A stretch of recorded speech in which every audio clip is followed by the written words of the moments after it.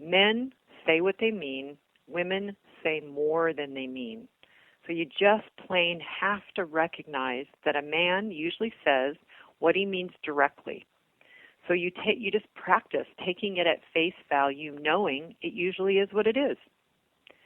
Next, if what he says isn't clear to you, ask him to clarify right then so you don't have to think about it later on and wonder and go over it and over it. Make sure you are clear before ending the conversation. Watch him to see if his words match his actions. If he says he's okay with something, does he act okay? If he says he isn't mad, does he act mad? If his actions match his words, then stop doubting him and just take him at his word. Recognize your tendency to overanalyze it and own it without blaming him. Know that the fact that you're questioning what he meant does not prove that he's said anything wrong or is doing anything wrong.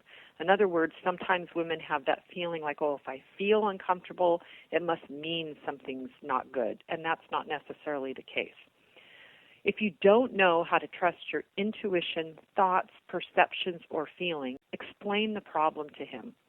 Tell him that you're going to ask him when you are confused so he can give you the feedback you need to learn how to trust yourself.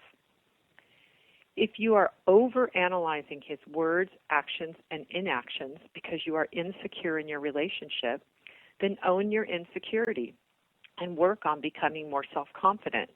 This may mean that you have to work on being okay whether or not the relationship continues, if the source of your insecurity is your fear that the relationship won't work.